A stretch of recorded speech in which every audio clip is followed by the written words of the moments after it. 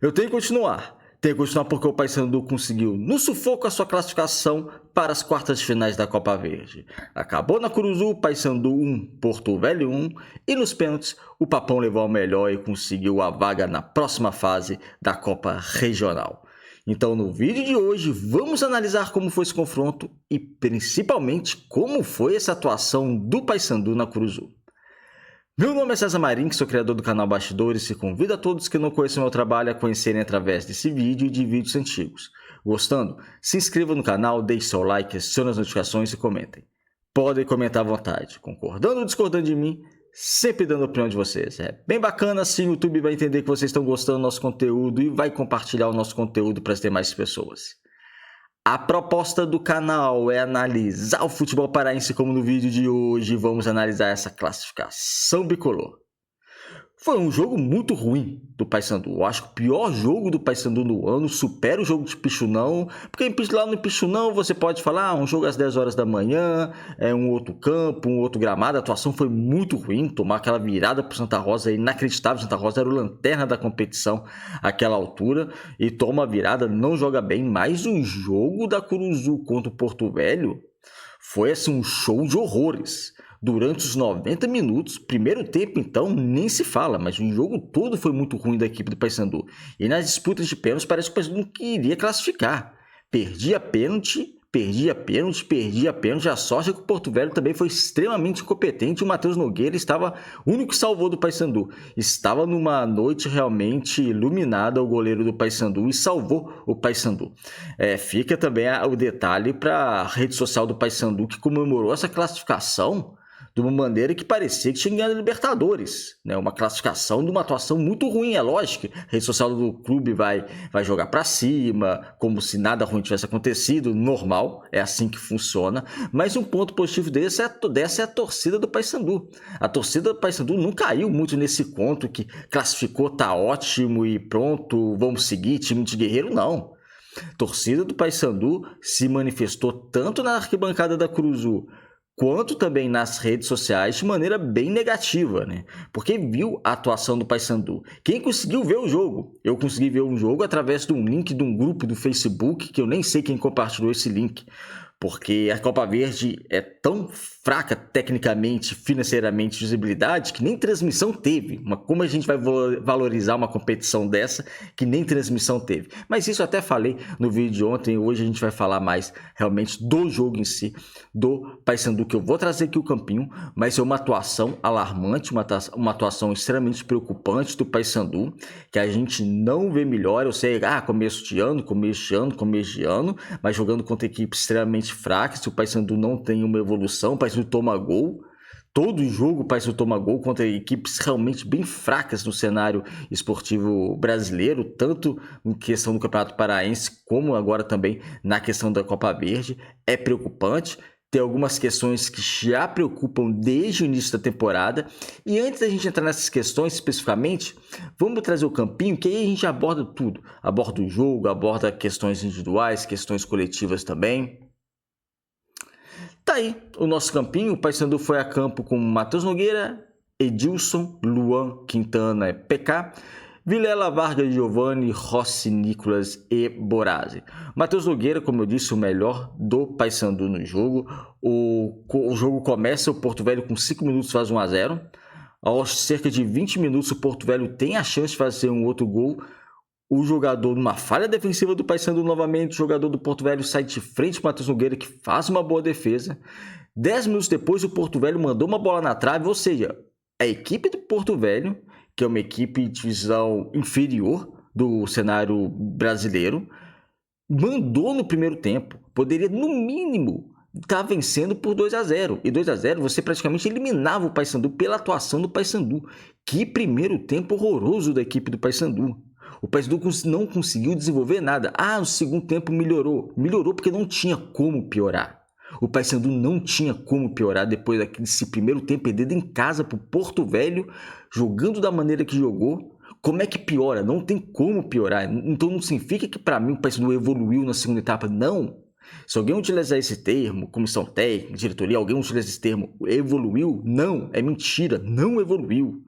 Jogou melhor porque o Porto Velho também sentiu a parte física, uma equipe mais despreparada que o Paysandu, jogou muito menos jogos na temporada do que o Paysandu. O Campeonato Rondonense começou agora praticamente e cansou. E o Paysandu foi sim melhor porque tem mais individualidades, muito mais individualidades que a equipe rondoniense. Então o Paysandu melhora o segundo tempo, mas não é porque evoluiu, não é porque começou a jogar bola, não.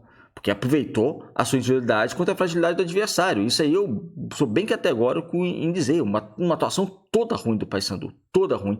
Que se não é o Matheus Nogueira, o Paysandu seria eliminado. Se não fosse nos pênaltis, porque ele defendeu 3 pênaltis, ele seria no tempo normal, porque ele fez uma ótima defesa no segundo tempo, salvando o Paysandu de tomar o segundo gol. Sim, Porto Velho teve muito pé da classificação ainda no primeiro tempo. Quase que o Paysandu eliminado no primeiro tempo por Porto Velho. O Brian não teve condições de jogo, então na direita Edilson e na esquerda o PK. Que atuação ruim do PK. Ninguém salva no Paysandu, como eu disse, só o Matheus Nogueira na partida de ontem. Mas o PK, uma atuação muito ruim, abre uma questão bem crítica em relação à lateral esquerda, porque depois ele sai no segundo tempo cansado, com câimbra e tal, entra o Kevin, que não rende também, ou seja, o PK ele estreou, entrando no decorrer do jogo do Campeonato Paraense, não foi bem, depois jogou como titular com a Tuna Luz brasileira, foi expulso com 15 minutos, tá certo no segundo amarelo, ele mereceu ser expulso, mas ele escorregou, estava chovendo, mas ele poderia também, sabe que tá chovendo, experiência, poderia ter entrado também de uma outra maneira, né? Acabou sendo expulso, e agora foi titular da equipe e jogou muito mal, o PK abre realmente é agravante essa questão da lateral esquerda do Paysandu. A zaga do Paysandu, dos jogadores regularizados que podiam jogar, Luan e Quintana, a gente já sabe que é uma zaga que não tem futuro algum para ser titular. O Paysandu precisa, contratou agora o argentino e o Nobijo, e precisa contratar outro zagueiro, pelo menos mais 1 ou 2 zagueiros de qualidade para ser titular dessa zaga do Paysandu. Porque não só é a zaga do Paysandu, tá? Mas o sistema defensivo todo do Paysandu, muito falho, tomou gol de novo e só não tomou 2, 3 pela trave e pelo Matheus Nogueira. Quase o Paysandu toma 3 gols do Porto Velho no primeiro tempo. É algo assim, absurdo. E novamente, erros individuais prejudicaram a equipe do Paysandu defensivamente. No meio nós tivemos Vilela, Vargas e Giovani. Outra partida, no meio campo ninguém salvou. Por quê? O Paysandu não conseguia sair jogando, não conseguia criar jogadas, tanto é que o Márcio Fernandes no intervalo saca o Vilela e entra o Espinosa para poder ter uma saída melhor de jogo, e teve um pouco melhor uma saída de jogo, porque no primeiro tempo esse trio de meio-campistas, Vilela, Vargas e Giovani, não produziram nada. Uma saída de jogo do Paysandu que em muitos momentos foi facilmente marcado pela equipe do Porto Velho.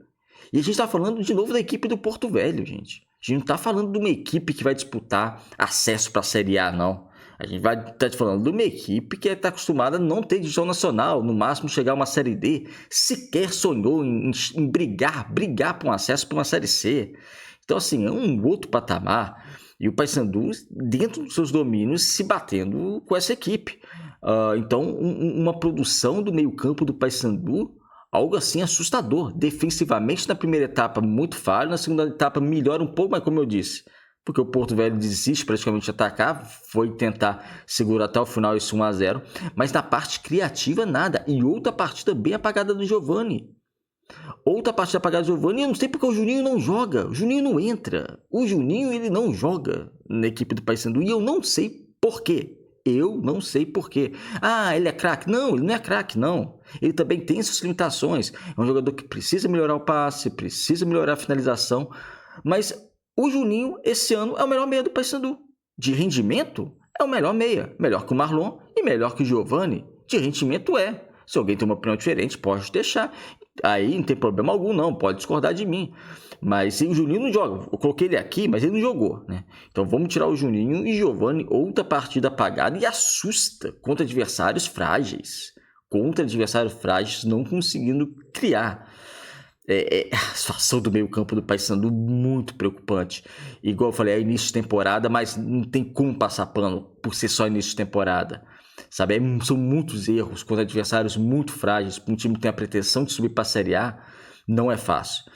E no ataque você teve o Rossi, o Borazzi e o Nicolas, sendo que Vamos começar pelo Nicolas. Olha a questão de planejamento do Paysandu, como está sendo falho, como foi falho ano passado, também nessa questão do centroavante. O Nicolas sai, não fazer boa partida, quem entrou é o Marlon.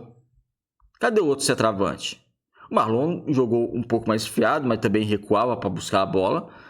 Mas cadê o outro centroavante? Não tem. O Paysandu não tem. A gente está chegando já no Carnaval, e o Carnaval vai ser em março, para você ver, ou seja, tem bastante tempo. E o Paysandu não conseguiu contratar um centroavante. E eu venho batendo essa tecla. Não dá para depositar tudo no Nicolas. O Nicolas pode ser um jogador útil para entrar no segundo tempo, é a minha opinião. Uma bola cruzada, uma bola aérea, ele é muito forte, ele sabe se posicionar, ele sabe cabecear. Mas não dá para confiar ele aos 35 anos para ser titular de novo do Paysandu numa Série B. E hoje sentiu falta. Cadê um centroavante? Não tem.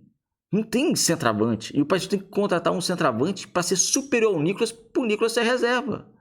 E com todo respeito ao Nicolas, é um jogador que eu gosto, um jogador que tem história com o clube, um jogador que tem identificação com a cidade, isso é bacana.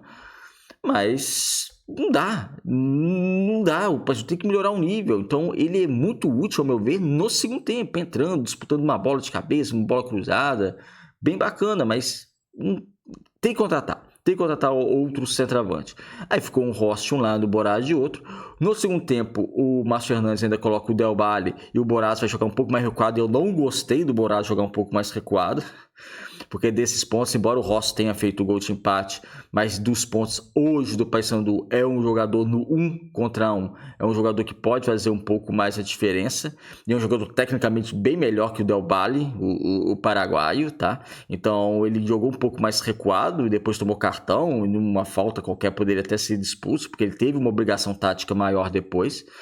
Então também não me agradou essa substituição essa mudança tática, né? Colocando o Boraz para trás.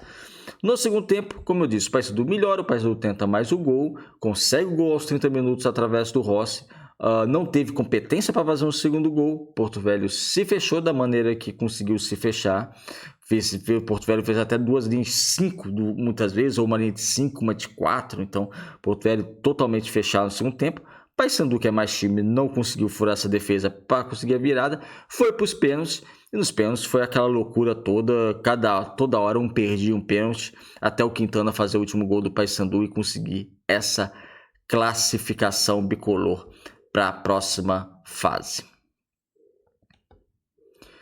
Tem que melhorar, amigos. Tem que melhorar porque, eu disse aqui, não vou passar pano, início de temporada, tem que ser compreensível, mas o planejamento só do Paysandu tem muitas lacunas para ser preenchidas de qualidade, tem algumas posições bem carentes de jogadores, isso é sabido não só por causa do jogo do Porto Velho, é sabido desde o início da temporada, e jogo atrás de jogo, o Paysandu não vê uma evolução. O Paysandu está um pouco estagnado numa qualidade de jogo bem duvidosa. É necessário melhorar, é necessário contratar com mais qualidade. Não adianta se empolgar, o clube se empolgar em rede social, tal, porque a torcida não está comprando mais esse discurso. A torcida é inteligente, a torcida está vendo o que aconteceu e a torcida não vai esquecer as coisas ruins de um jogo contra o Porto Velho e pensar só a classificação. Lógico que deixa o torcedor feliz, mas era o mínimo. O Paysandu era obrigado a classificar contra o Porto Velho no tempo normal, tá? No tempo normal.